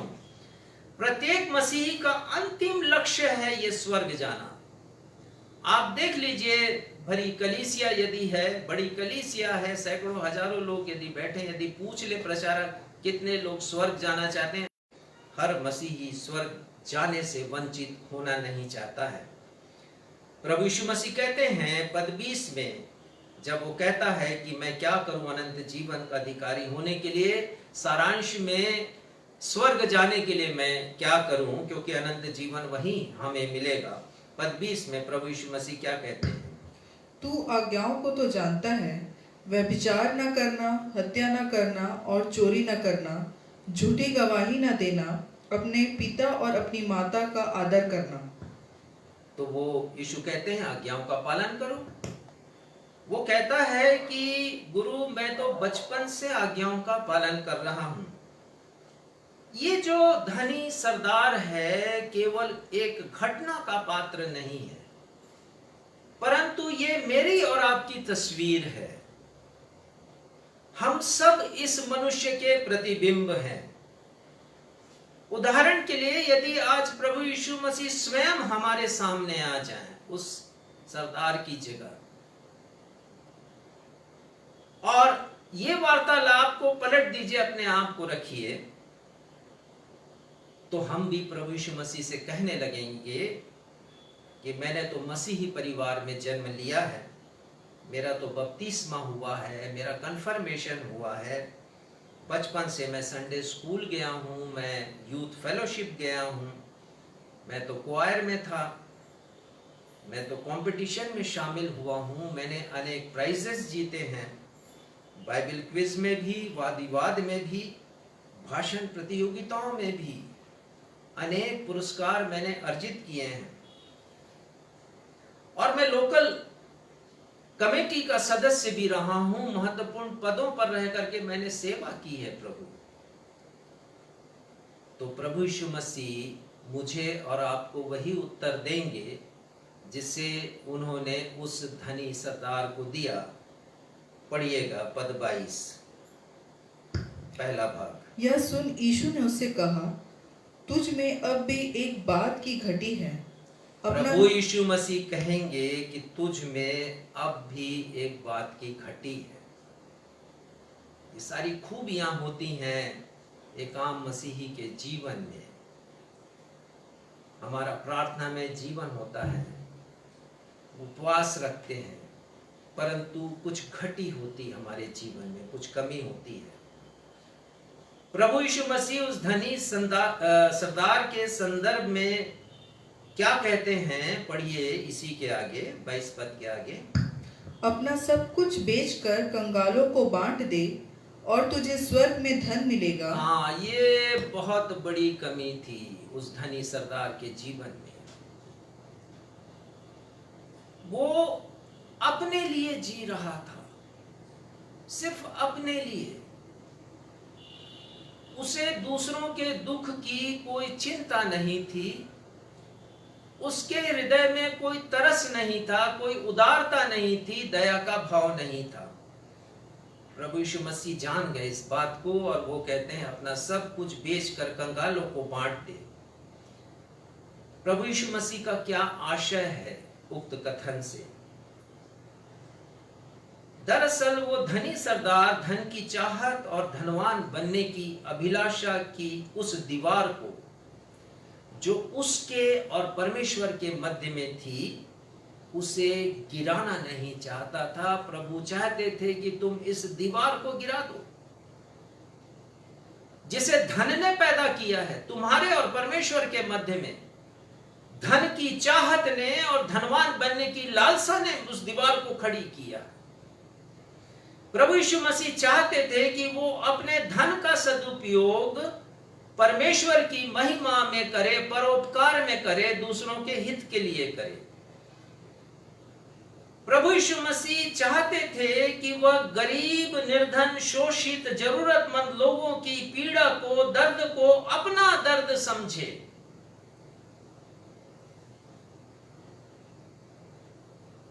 और वो वक्त के मारे हुए लोगों के जुल्म और सितम से सताए हुए लोगों का हमदर्द बन जाए। प्रभु यीशु मसीह का आशय ये है उसे समझाने का कि यदि तुम्हारे पास धन है, तुम धनवान हो, तो इसलिए है कि क्योंकि परमेश्वर पिता ने अपरिमित आशीषें उसे प्रदान की हैं, इसलिए वो परमेश्वर प्रदत्त आशीषों को बांटे। प्रभु यीशु मसीह कहते हैं बांट दे उसे। Share your blessings. यदि तुम कहते हो कि तुम्हारे पास परमेश्वर की अनेक आशीषें आई, आमतौर से लोग कहते हैं, घर बना लिया तो कहते हैं, कार खरीद लिया तो कहते हैं, कोई भी भौतिक चीजें आ जाती हैं, हम कहते हैं परमेश्वर की आशीष से आई। प्रश्न ये है कि क्या हम उसे बांटते हैं उस आशीष को उन लोगों के साथ जो कि जरूरतमंद हैं? प्रभु यीशु मसीह का आशय यह है कि यदि आशीषें उसके पास आई हैं धन के रूप में, तो उन आशीषों को वो अपनी मिल्कियत ना समझें, वह यह ना सोचे कि जो कुछ उसके पास है, उसकी कमाई, उसकी हैसियत, उसकी धन संपत्ति, उसका ओहदा, उसका बंगला, उसकी सुख सुविधा की वस्तुएं, ये सब उसकी योग्यता, प्रवीणता, सूझबूझ, ज्ञान, सामर्थ्य के द्वारा उसने अर्जित किया है। उसमें परमेश्वर का कोई योगदान नहीं। और अंतिम बात, प्रभु यीशु मसीह का आशय यह था कि वो धनी सरदार यह सोचे कि जो कुछ उसके पास संपदा है उसे परमेश्वर ने जरूरतमंदों को बांटने के लिए, शेयर करने के लिए दिया है। बहुत बड़ी शिक्षा हमें मिलती है उस धनी सरदार के जीवन से, और ये शिक्षा प्रभु यीशु मसीह हमें प्रदान करते हैं वचन के द्वारा। हम कभी न सोचें कि मैंने अपनी शक्ति से, सामर्थ्य से, ज्ञान से, समझ से मैंने संपत्ति अर्जित की है, मैंने पसीना बहाया, कभी न समझे। परमेश्वर की कृपा हुई है, दया हुई है, और ये संपत्ति आपके पास है जिसे आपको बांटना है। और यही बात प्रभु यीशु मसीह आज मुझसे और आपसे करना चाहते हैं। यदि हम कहें कि परमेश्वर ने हमें आशीषित किया है, तो उन आशीषों का उपभोग हम स्वयं ना करें, स्वयं अपने हित के लिए ना करें, हम स्वार्थी ना बन जाएं, हम शेयर करें। Sharing of blessings whatsoever we have received from God. पहला तीमुथियुस 6:7 में लिखा है, ना तो हम इस जगत में कुछ लाए हैं, ना ले जा सकते हैं। हमने गीत गाया, कल के भरोसे ना रहना। परमेश्वर ने दिया है, परमेश्वर ने लिया है, सब कुछ उनकी ही अमानत है, परमेश्वर की। हम ये बहाना, एक्सक्यूज नहीं बना सकते कि हम धनवान नहीं हैं।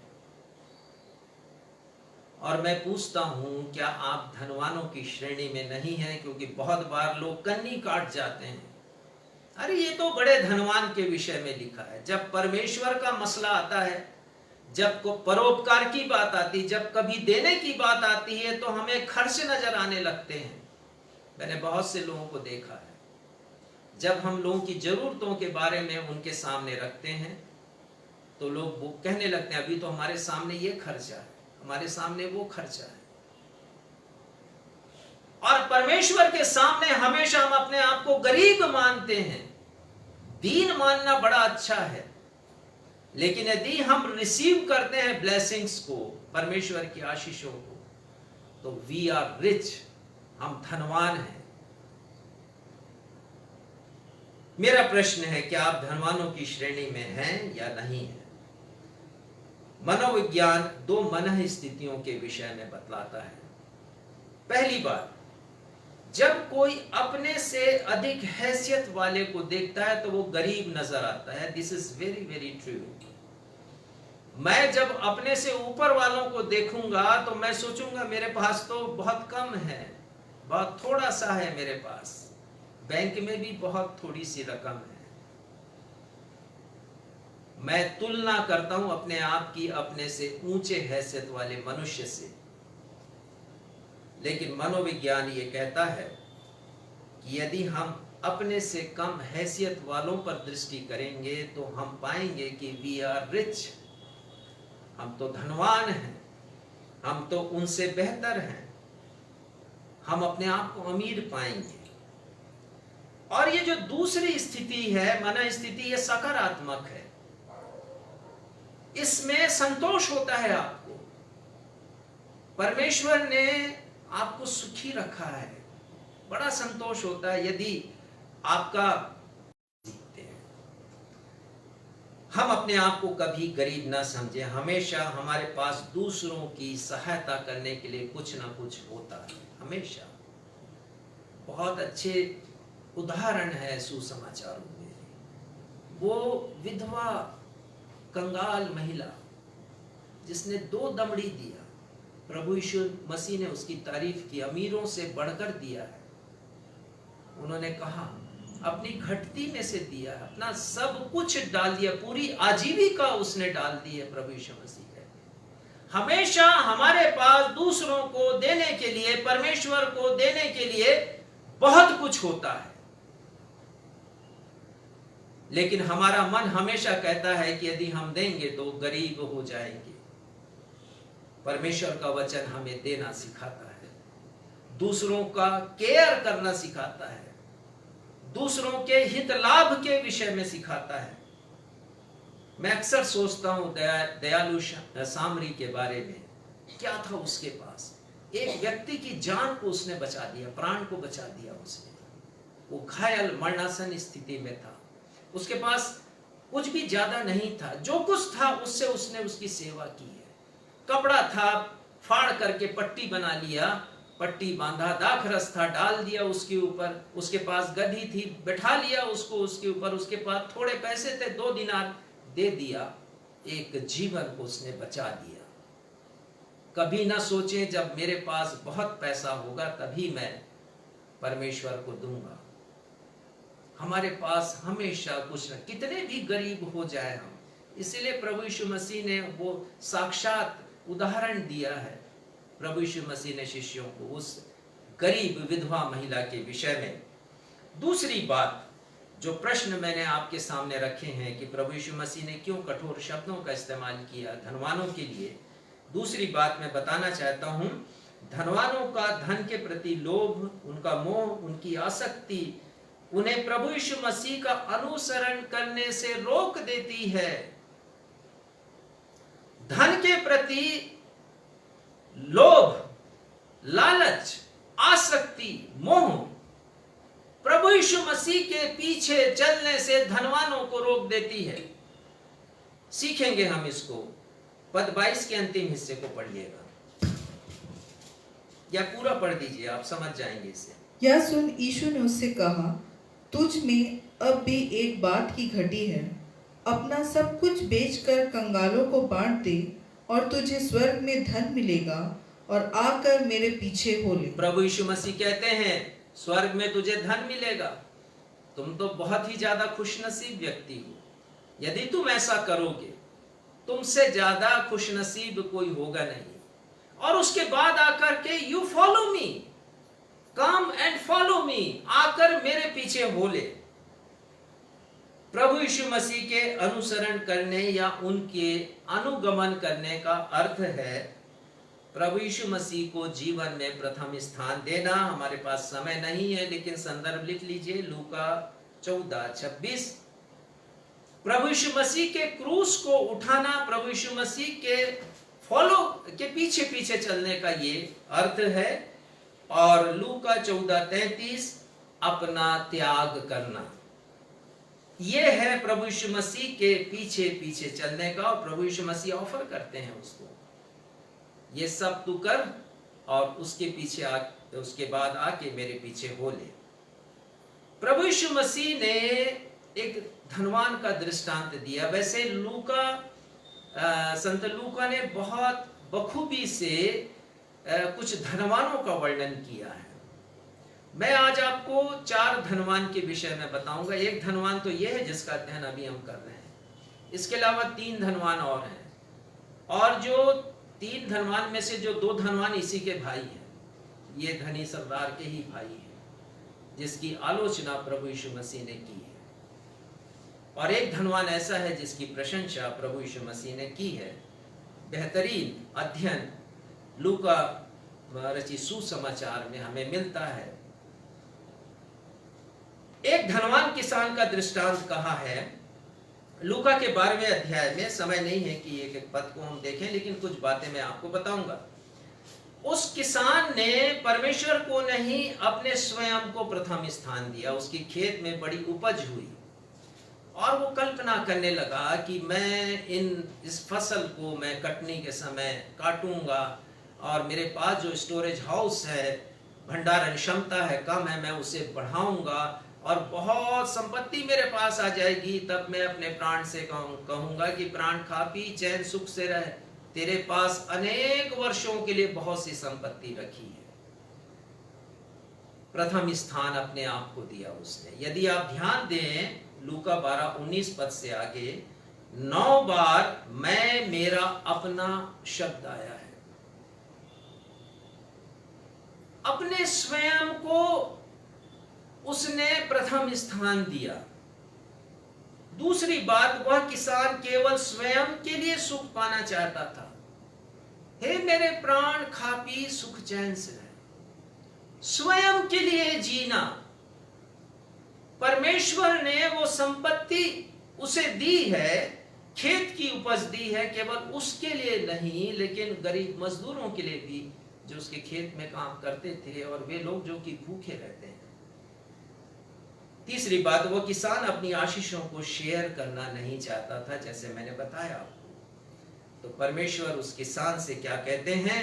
पद 20 में परमेश्वर कहते, हे मूर्ख, आज की रात यदि तेरा प्राण ले लिया जाएगा, तो 12वें अध्याय के। परंतु परमेश्वर ने उससे कहा, हे मूर्ख, इसी रात तेरा प्राण तुझसे ले लिया जाएगा, तब जो कुछ तूने इकट्ठा किया है वह किसका होगा? किसका होगा? एक बड़ा भारी प्रश्न है। सबोपदेशक के लेखक राजा सुलेमान करते, मनुष्यों के लिए बड़ा भारी, बड़ी बुराई मैंने देखी। धन संपत्ति अर्जित करते हैं, जो अर्जित करता उसे खा नहीं पाता, कोई और दूसरा उसका उपभोग करता है। तेरा प्राण ले लिया जाएगा, तो जो तूने इकट्ठा किया वो किसका होगा? लूका 18:23, फिर से आ जाएं लूका आज के सुसमाचार पाठ में। वह यह सुनकर बहुत उदास हुआ, क्योंकि वह बड़ा धनी था। प्रभु यीशु मसीह ने जब उससे कहा कि सब कुछ बेचकर कंगालों को दे दे और आकर मेरे पीछे हो ले, तो लिखा है कि वो उदास हुआ। और उसके साथ एक विशेषण लगा है कि उदास, छोटा मोटा उदास नहीं, बहुत उदास हुआ। जीवन में सारी उपलब्धियां थी, अनंत जीवन की कमी थी, लेकिन उस उपलब्धि को वो पा नहीं सका। अनंत जीवन के बदले में उसे कुछ त्यागना था और वो त्याग कर नहीं सका। बहुत उदास हुआ वो।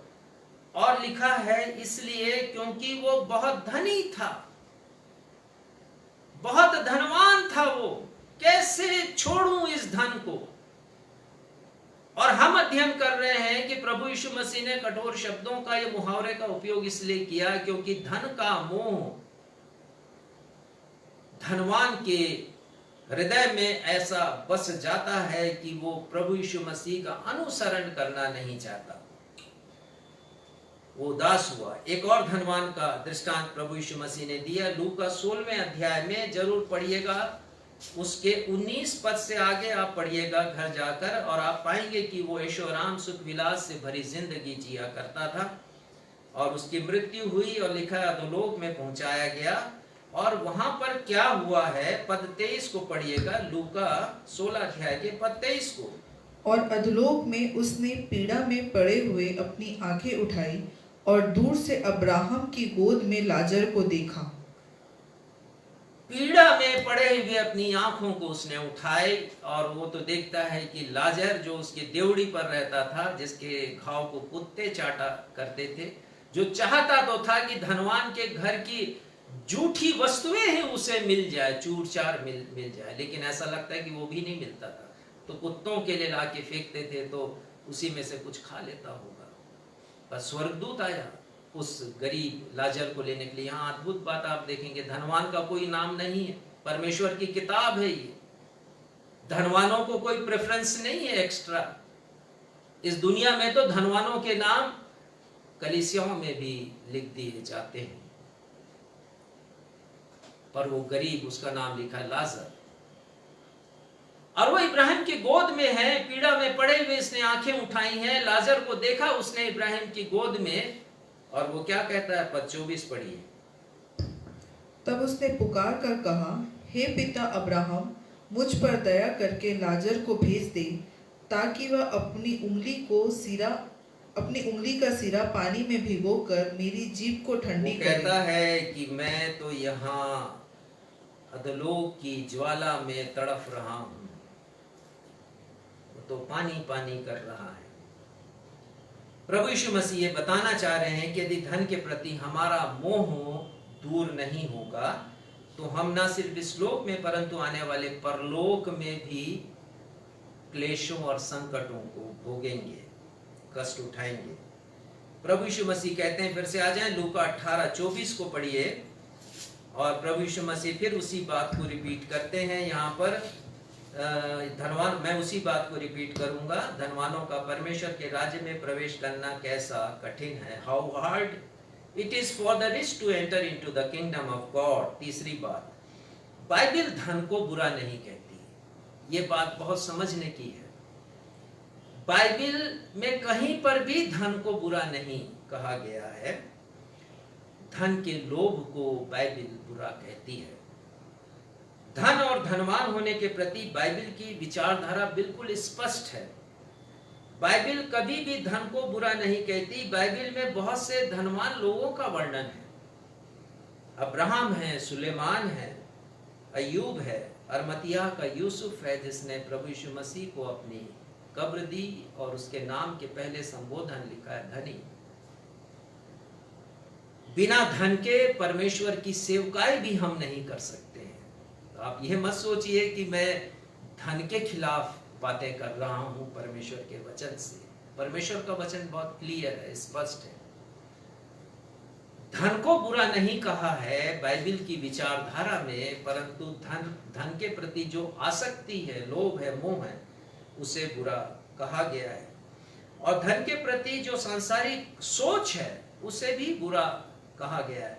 जैसा मैंने बताया कि सांसारिक दृष्टिकोण है, जिसके पास बहुत पैसा, वो प्रतिष्ठित है, उसके लिए ऊंचे ऊंचे सिंहासन है, आदर और सम्मान है, उसके लिए प्रतिष्ठा है और रोल मॉडल उसे कहा जाता है, आदर्श बनाया जाता है उसे।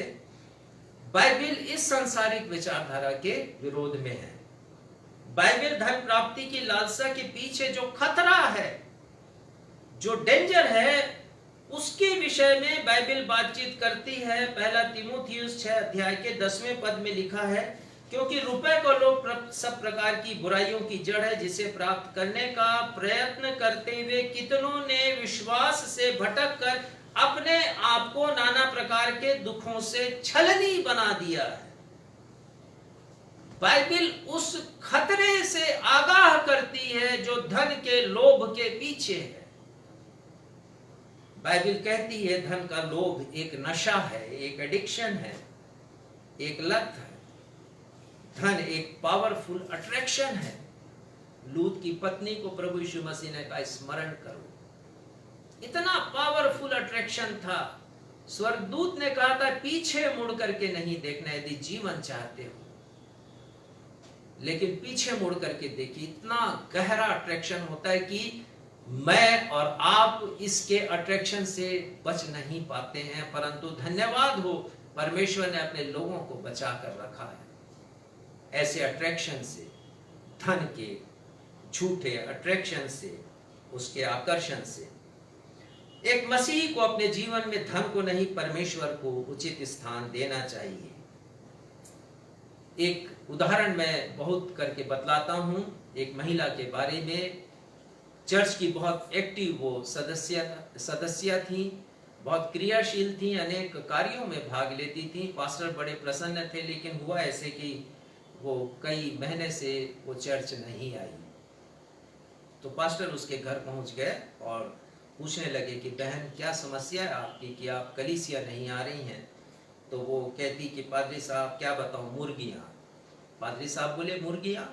हाँ पादरी साहब, मैंने मुर्गियां पाल रखी हैं और पादरी साहब सुबह से ना उनको दाना पानी देना पड़ता है और ढेर सारी मुर्गियां हैं पासा, और उसी समय खरीदने वाला आता उसको मैं बेचती हूँ, अंडे जो आते हैं उनको मैं एक जगह पर रखती हूँ, बहुत व्यस्त रहती हूँ पासा, आप मेरे लिए प्रार्थना करें कि मैं कलीसिया आ सकूं। तो पादरी ने फिर प्रार्थना किया और प्रार्थना करते करते पास्टर कहते हैं प्रभु ऐसा हो कि इसकी सारी मुर्गियां मर जाएं। और उसके बाद आमीन किया और वो महिला पादरी साहब के ऊपर गुर्राने लगी और कहने लगी पा साहब ये आपने कैसी प्रार्थना की, मेरी आजीविका का साधन है, मेरा पेट है ये मुर्गियां, और आप परमेश्वर से विनती कर रहे हैं कि मुर्गियां मर जाएं। पास्टर ने कहा कि बहन, ये मुर्गियां साक्षात ना मरे, तुम्हारे मन के विचारों में मर जाएं। हर रविवार को तुम ये सोचो कि ये मुर्गियां नहीं हैं, मेरे लिए पहले स्थान पर परमेश्वर है। और जिस दिन तुम अपने इस विचार को मार दोगी कि मेरी मुर्गियां नहीं हैं, उस दिन तुम परमेश्वर के पास आओगी। धन, संपत्ति, जायदाद, हमारे पोजेशंस एक नशा बन जाते हैं हमारे लिए। बाइबल परमेश्वर रहित धनवानों की निंदा करती है। आज का एक पाठ पढ़ा गया नए नियम से, याकूब 5:1-5। विस्तार से नहीं समझाऊंगा, केवल कुछ पदों को समझाऊंगा, काफी समय हो गया। पद 1 में लिखा है, हे धनवानों सुन तो लो, आने वाले क्लेशों, आने वाले न्याय के दिन और न्याय के बाद जो दंड मिलने वाला है, तुमको उस पर चिल्ला चिल्ला कर रो। तुम जरा सोचो तो कि तुम पर क्या दंड आने वाला है।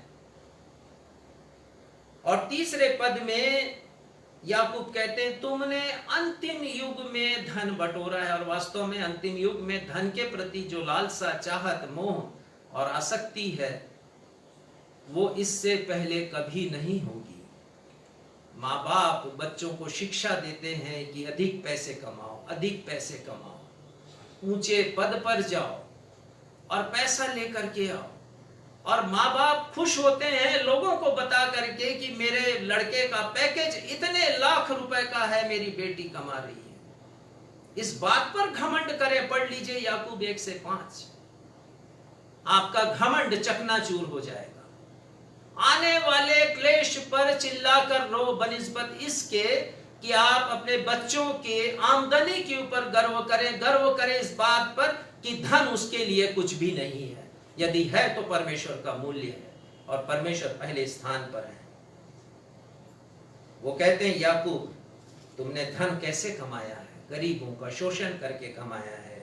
ऐसे लोगों का जो रोटी के लिए मोहताज हैं, हम उनका शोषण करते हैं यदि धन को केवल अपने लिए रखते हैं और अपने लिए जीते हैं तो। और वो कहते हैं पद 5 में कि तुमको तो कोई असर ही नहीं होता, तुम तो अपने पैसे को अपनी अय्याशी पर खत्म करते हो।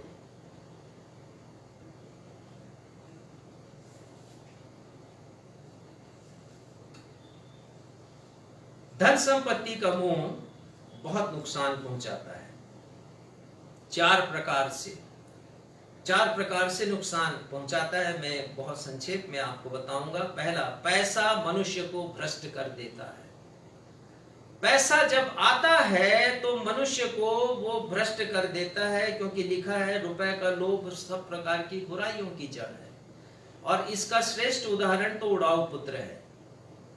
मैंने पढ़ा अमेरिका में एक व्यक्ति के बारे में, उनका नाम जैक व्हिटेकर। 25 दिसंबर सन 2002 को जो लॉटरी उन्होंने खरीदी थी, इतिहास की सबसे अधिक इनाम पुरस्कार वाली लॉटरी थी वो, जिसका पुरस्कार, प्रथम पुरस्कार 31 करोड़ डॉलर का, या समझ लीजिए 23 अरब, 23.25 अरब रुपयों का, इतनी बड़ी धनराशि का वो टिकट उसने खरीदा था। और वो टिकट खुली है 25 दिसंबर 2002 को और उसके नाम पर निकली। रातों रात अरबपति बन गया, लेकिन जब धन आया तो बहुत सी बुराइयों को लेकर के आया। उसकी 2 लड़कियां थीं, दोनों ड्रग एडिक्ट्स बन गई। उनके 2 फ्रेंड्स थे लड़कियों के, वो भी एडिक्टेड थे। और एक बार इतना ड्रग्स इन्होंने इस्तेमाल किया कि चारों के चारों मर गए। ढेर सारा पैसा। ये जैक व्हिटेकर को समझ में नहीं आया कि वो अपने धन का प्रयोग कहां करे, तो उसने एक जुआ घर खोल लिया। जुआ घर खोला तो वहां पर जब लोग आए खेलने के लिए तो बहुत सी राशि उन्होंने जीत ली। और एक ऐसा समय आया कि उसको राशि देने के लिए पैसा नहीं था, तो उसने चेक काटे जो बाउंस हो गए और करोड़ों रुपए उसको चुकाना पड़ा। और इसी दुख को दूर करने के लिए वो शराब पीने लगा स्वयं, और शराब पीते कार ड्राइव कर रहा था तो उसे पुलिस ने पकड़ा और वो गिरफ्तार किया गया, उसे जेल की सजा काटनी पड़ी। मनुष्य को भ्रष्ट कर देता है ये पैसा। प्रभु यीशु मसीह ने कठोर शब्दों का प्रयोग इसीलिए किया है। पैसा कमाने का लोभ मनुष्य को इतना व्यस्त कर देता है कि उसके पास वक्त नहीं होता कि वो परमेश्वर की सेवा करे। वो बिजी रह करके पैसा कमाता है। आजकल हम देखते हैं कि किस प्रकार से कंपनी, कारपोरेट कंपनियां अपने कर्मचारी का शोषण करती हैं। सुबह से लेकर रात तक उनको समझो कि दम को वो निकाल देती है, उनको निचोड़ लेती है। और वो भी सोचते हैं कि ज्यादा काम करूंगा ज्यादा पैसा मिलेगा। अमेरिका में बहुत से लोगों की सोच यही है, डबल ड्यूटी करो, पैसा कमाओ, पैसा पैसा पैसा, परमेश्वर के लिए समय नहीं। और जो पैसा कमाते हैं तो उसको खर्च करने के लिए भी समय वो गंवाते हैं, परंतु परमेश्वर के लिए समय नहीं। तीसरी बात, पैसा या धन मनुष्य को गहरे माया जाल या भ्रम में डुबो देता है, फंसा कर रखता है एक माया जाल में, भ्रम में।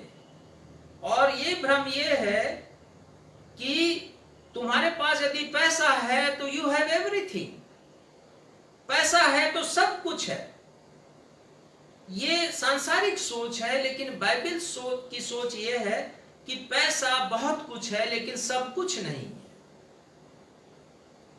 और ये ज्यादा सटीक सोच है कि पैसा इस दुनिया में बहुत कुछ है, बहुत, यदि पैसा नहीं हो तो मेरा इलाज नहीं होगा, मैं बहुत सी चीजों का पेमेंट नहीं कर पाऊंगा, पैसा आवश्यक है मेरे लिए, लेकिन पैसा सब कुछ नहीं। यदि सब कुछ है तो वो परमेश्वर है मेरे लिए।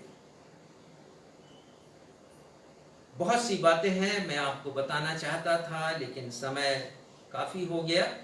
मैं इस बात को यहाँ पर छोड़ रहा हूँ और आने वाले सप्ताह इसका जो शेष भाग है उसे मैं आपको समझाऊंगा। इस समय हम एक गीत गाएंगे, उसी गीत को कल के भरोसे पर न रहना, कल का भरोसा कभी ना करना, और इसके दूसरे पद को गाएंगे जिसे आप ध्यान से सुनिएगा, और जो ये कहता है कि पैसा हमारे लिए सब कुछ नहीं है।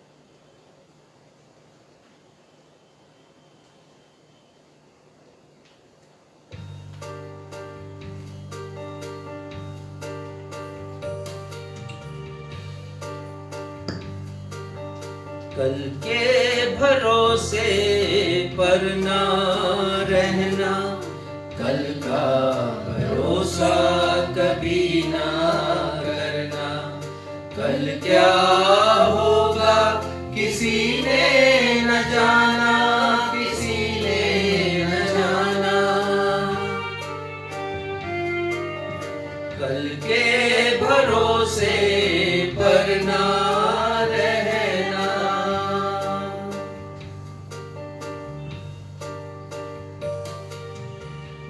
धन तेरा मिट जाएगा, ये धन तेरे संग ना जाएगा।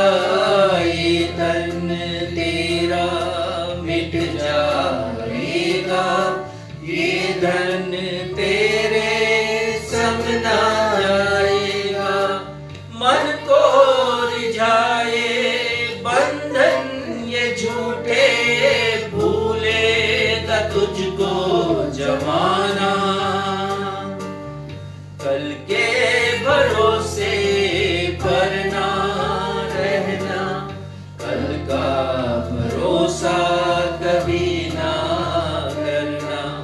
कल क्या होगा किसी ने न जाना, किसी ने न जाना। हे हमारे पिता, हम आपके पास आते हैं, बाइबल की सच्चाई है। हम कल के भरोसे न रहें, भरोसा करें तो केवल अपने पिता परमेश्वर पर, जो शाश्वत है हमारे लिए, हमेशा स्थिर है, जो विश्वसनीय है। ना कभी हम अपने धन संपत्ति पर भरोसा करें कि जब दुख आएगा, तकलीफ आएगी तो ये धन, ये सोना चांदी, ये माल असबाब, हमारा घर, बंगला, गाड़ी, ये सब हमारी सहायता करेंगे। पिता यदि सहायता भी करें तो एक न एक दिन तो मरना ही है। बड़ा प्रश्न ये है कि मरने के पश्चात हमारा क्या होगा, हमें अनंत जीवन मिलेगा या नहीं मिलेगा, हम कहां तक अपने जीवन को बचा सकते हैं धन के भरोसे। भजन संहिता 49 में हमने सीख लिया कि हमारी संपत्ति हमारे जीवन को बचा नहीं सकेगी, हमारे प्राण की छुड़ौती बहुत महंगी है, बहुत भारी है। पिता, आज के वचन से आपने बहुतों के हृदय से बातचीत किया है। होने दीजिए पिता, हमारे पास जो कुछ है हम बांटना सीखें जरूरतमंदों के साथ, आपके नाम की महिमा के लिए, सुसमाचार के लिए, उसके उत्थान के लिए, उसकी उन्नति के लिए पिता हम अपना योगदान दें। होने दीजिए पिता, जब हम आपको दें तो कभी हमें ये बहुत महंगा ना लगे। यही प्रार्थना हम आपसे करते हैं प्रभु। आज के संदेश के जिस भाग को हमने पूरा किया है, होने दीजिए पिता, आने वाले रविवार को हम इसे पूरा करें और हमारे जितने भी दर्शक जिन्होंने आज सुना है संदेश को, पूरी आशीष आपसे प्राप्त कर सकें। अपनी इस प्रार्थना को हम आपके बेटे हमारे मुक्तिदाता प्रभु यीशु मसीह के नाम से मांगते हैं, सुनिए और ग्रहण कीजिए। आमीन। आशीष ग्रहण करें। अब हमारे अद्वैत पिता परमेश्वर का प्रेम, हमारे उद्धारकर्ता प्रभु यीशु मसीह का अनुग्रह और शांतिदायक पवित्र आत्मा की सहभागिता हमें से हर एक के साथ अब से लेकर के युगान युग होती रहे। हम सब कहें आमीन। आमीन।